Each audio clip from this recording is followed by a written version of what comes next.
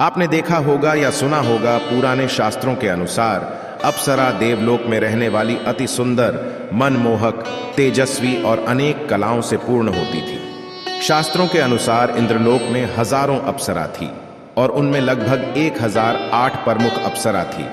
उनमें से खास 11 प्रमुख सेविका थी, जिनका नाम कृतस्थली, पुंजिकस्थला, मेनका, रंभा, प्रमलोचा, अनुमलोचा, घृताची, वर्चा, उर्वशी, पूर्वचित्ती और तिलोत्तमा।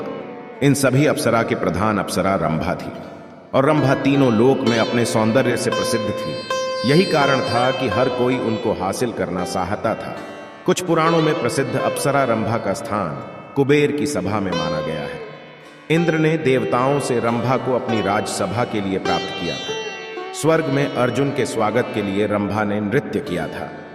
रंभा को यक्ष राजा कुबेर के पुत्र नलकुवर की पत्नी के रूप में वर्णित किया गया है।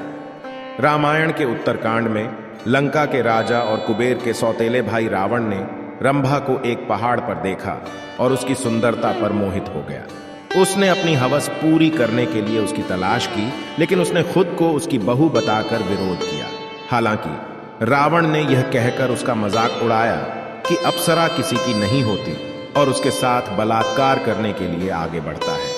और रंभा ने रावण को श्रापित किया था, कहते हैं रंभा और अन्य अप्सराएं समुद्र मंथन के दौरान क्षीर सागर, दूध का सागर से निकली थी। रंभा और अन्य अप्सराओं को अक्सर देवों के राजा इंद्र द्वारा ऋषियों को लुभाने और यह सुनिश्चित करने के लिए भेजा जाता है कि वे आत्म त्याग और तपस्या से दिव्य शक्तियां प्राप्त न कर लें।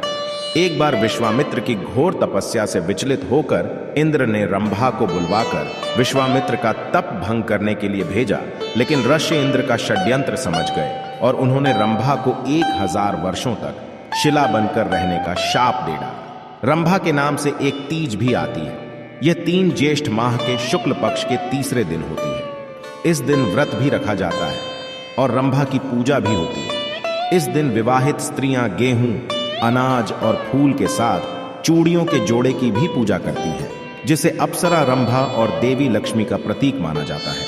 अविवाहित लड़कियां भी अच्छे वर की कामना से इस व्रत को रखती हैं। कहते हैं कि आकर्षक सुंदरतम वस्त्र, अलंकार और सौंदर्य प्रसाधनों से युक्त सुसज्जित चिरयौवना रंभा के बारे में कहा जाता है कि उनकी साधना करने से साधक के शरीर के रोग, जर्जरता एवं बुढ़ापा समाप्त हो जाते हैं।